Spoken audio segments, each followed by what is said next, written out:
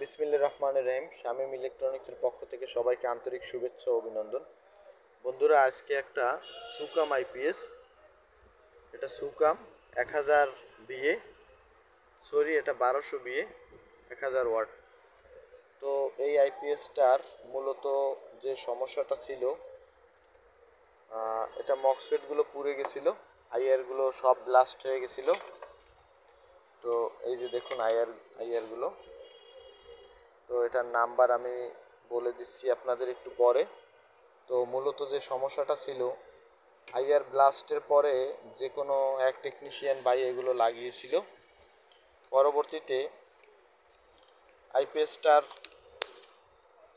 দেখুন এই সাইড, এই পাশের সাইডে গরম হতো, কিন্তু এই পাশটা গরম হতো না এবং লোড ছিল খুবই সামান্য।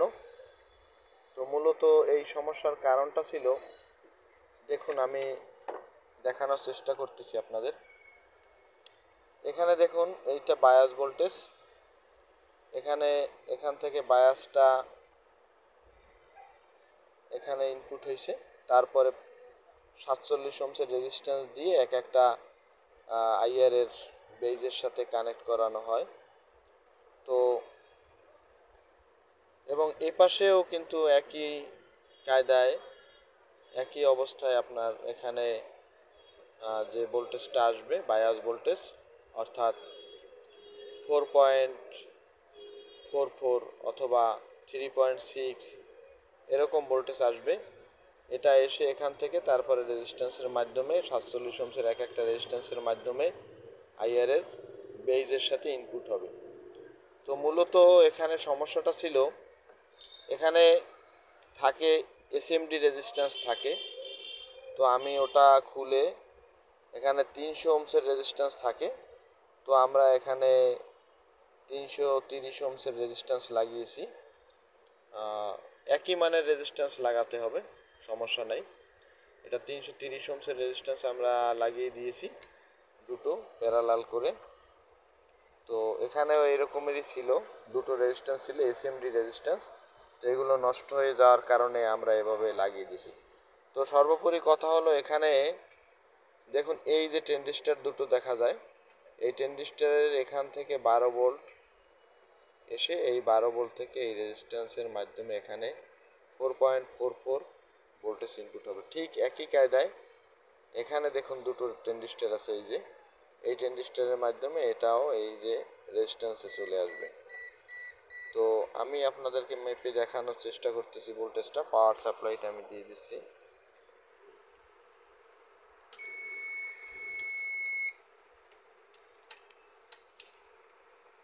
দেখুন আমি এখানে মেপে দেখাচ্ছি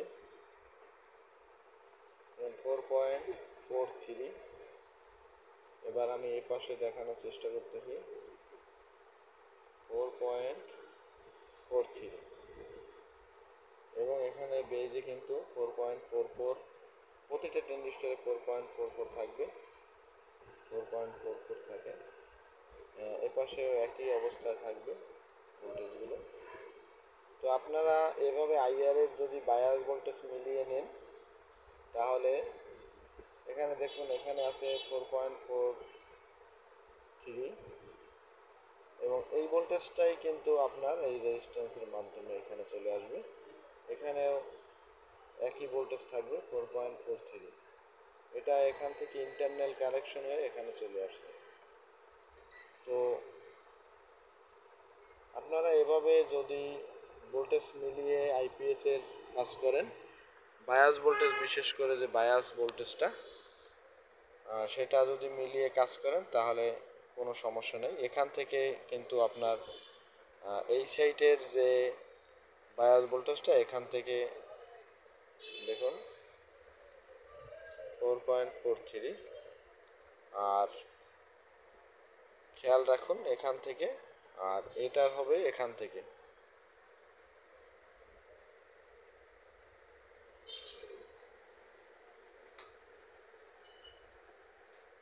তো ধন্যবাদ, সবাই ভালো থাকবেন, সুস্থ থাকবেন, আমার জন্য দোয়া করবেন। ওকে, আল্লাহ হাফেজ।